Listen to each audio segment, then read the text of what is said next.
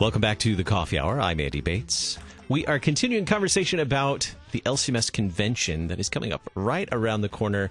Let's see, about a month and a half away. My guest today, the Reverend Dr. John Sias. He's Secretary of the Lutheran Church Missouri Synod. So if there's anyone that knows anything about convention, I believe it's probably the Secretary of the Lutheran Church Missouri Synod. Dr. Sias, welcome back to the Coffee Hour. Good morning. Great to be back. We are preparing to head to Milwaukee for LCMS convention. We are. That means a few thousand people gather together, representatives from across Synod come together to hear God's Word, to study God's Word, to receive His good gifts together, to pray together, and also to carry out the business of Synod. Right. And that's what you have been working on. I am the business end. And so this past weekend, which, by the way, thanks for coming in. I know you had a busy weekend, so thanks for coming in. Yeah, it was a nice break from editing all the work here, so I'll give my fingers a rest.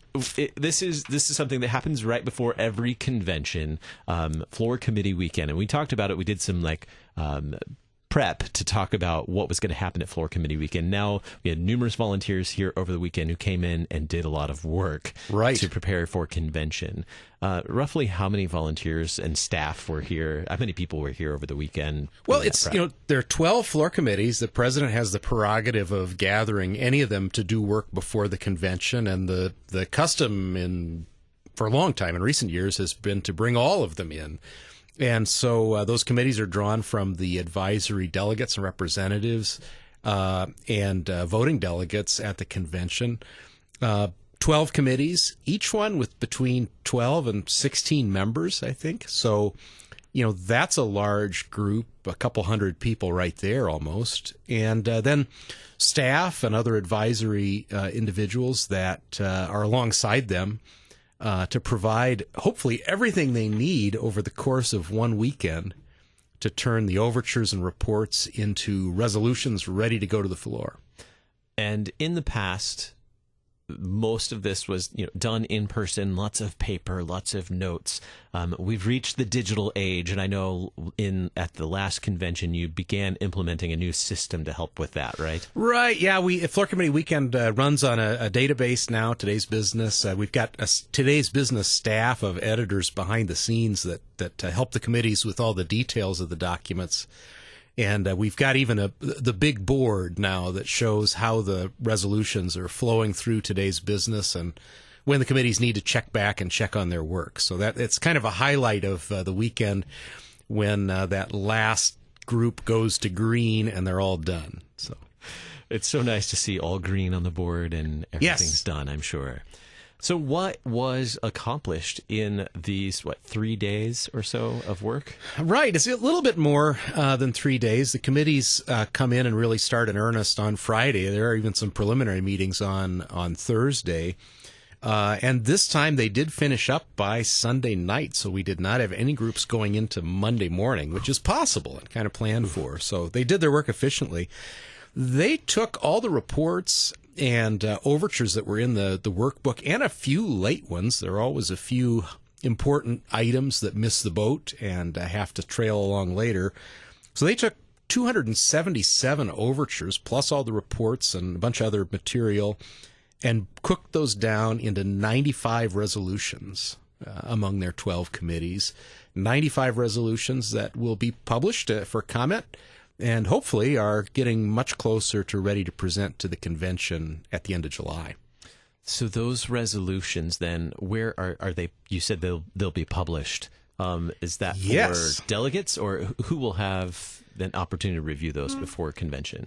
They will. My project for this week is actually producing the book that they are in, Today's Business. Here I am pulling you away from first edition. Yeah, I have here with me the first and only physical copy of Today's Business 1 that I'm going to go through with my red pen here today and tomorrow and probably Friday.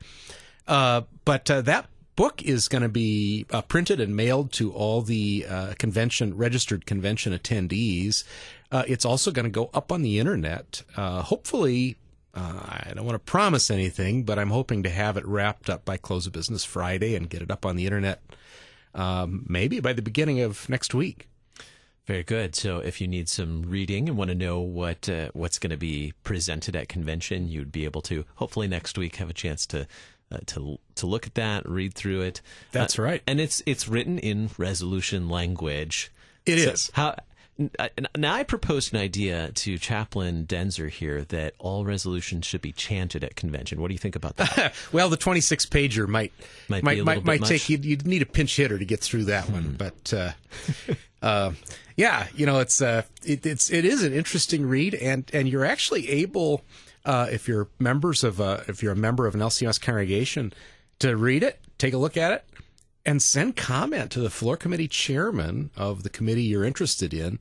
Pick any resolution, say, hey, you might want to touch this up there. Contact information is available in the book. You can send that comment anytime up to a week before the convention and have your say. Wow.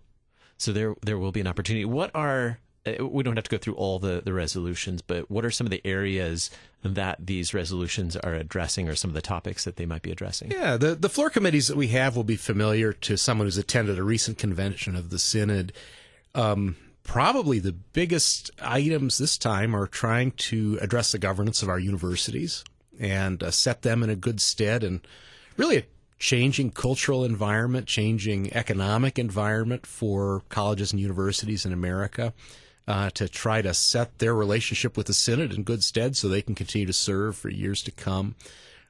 There's always interest in, we love our pastors and other rostered church workers, always interested in those routes to ministry, and how we're going to continue to produce pastors in tightening economic conditions and congregations as far-flung places. How do we maintain a well-trained ministerium to serve everywhere? So those are always big topics. And then there are a lot of other things. Structure and administration, one of my favorite floor committees, consists mostly of adjusting the bylaws to make things hopefully work more efficiently and clearly for people. One big topic there is, are we going to meet on a 3-year cycle or look at going to a 4-year cycle? For the conventions, which, of course, we kind of backed into this time because of COVID. Mm-hmm, mm-hmm. And we had a history. We haven't always been on a 3-year cycle for convention, if I remember correctly. No. 3 years probably the most common interval over time. In very early Synod, they met every year. For a long time, they met every third year in the Synod. For a period of time, they actually met every other year in the Synod, but only had elections every other convention. So you had kind of 4-year terms, but a 2-year convention cycle. And that ended in 1981 when we went to, or maybe 83. I think 83 was the last 2-year deal. And then we went on to the 3-year cycle we know and love. So we refer to that as a triennium. So if we go to a 4-year cycle, what's the Latin word there? A quadrennium, I suppose. That was my guess too, but yeah. So if we went to a 4-year cycle, we'd go to a quadrennium. Now we're going to have to all go Google it and find out for sure. Yeah, that's right. Why is it important that we have a weekend like this, floor committee weekend, with all these volunteers, all these the delegates and staff coming together to work on cooking down, as you said, these right. overtures to resolutions to present to convention? Right. The reports and overtures contain a lot of great ideas, but it's really unrealistic to think that you can gather, 1,000, 1,100 delegates in a room and just turn them loose on all that raw material and produce good stuff in an amount of time that everyone would want to spend together at convention. Mm-hmm. It takes some pre-processing and a lot of voices in a smaller room. A group of 12 or 15, 16 is about right for, if you gather the right people, airing all the ideas and being able to efficiently work toward a high-quality piece of work that can actually do some good. So that floor committee weekend is the time for that. It is kind of where the sausage is made, and interestingly, where everyone has an opportunity to participate and vote on the committees. We have advisory delegates, advisory representatives that can speak, and the ability to debate at the convention is a very powerful thing. They don't have a vote at the convention. they do have a vote on these floor committees when they're assigned there. So it is a place where everyone can participate on an equal footing and really get their fingers into the work that the convention's going to do.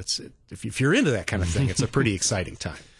So let's speak hypothetically here. Let's say a resolution that has been prepared by floor committee goes to convention and then is presented at convention. Then what happens when it's presented? There's discussion, there's a vote. Sometimes it might be amended. Things like that would happen, right? Right. Yeah. The last thing that the floor committees do, floor committee weekend, is they prioritize the resolutions they've written into the order that they're going to go in the book, and ordinarily the order they're going to present them at the convention. And so each floor committee has segments of time. The schedule, the proposed schedule for the convention's also in the book, and they'll take their resolutions and go down the row. They'll present each one to the convention. There'll be a debate, opportunity for amendment. Sometimes someone from the floor thinks he has a better idea than what the committee did, and they can try to substitute for the resolution the committee has created. Delegates and committees can continue to produce resolutions through the convention, and those are published in the daily issues of today's business. So TB1 is only the first of many, and we'll be doing one every night when the convention closes each night. I and my staff go to work, and we crank out the next edition of this for the next morning so that all the details are laid out for the delegates there. So, yeah, we can have amended resolutions. We can have replacements. We can even have new business arise. And sometimes even delegates slip new business in between, in the dead spots between business that's been planned. So a whole other level of excitement when we're all together. So if you're looking to get a lot of sleep, it won't happen at convention if you're staying up after. The secretary lives on caffeine. It's a lot of coffee. A lot of coffee. Where can we follow what's going on with convention? LCMS.org, right at the Synod website /convention. You can go from there into pages that'll tell you all about kind of the governance model of the Synod and how the things work, and then details of the current one. Very good. The Reverend Dr. John Sias, Secretary of the Lutheran Church Missouri Synod, thanks for the insights on the upcoming LCMS convention. Thanks for having me. You've been listening to The Coffee Hour. I'm Andy Bates.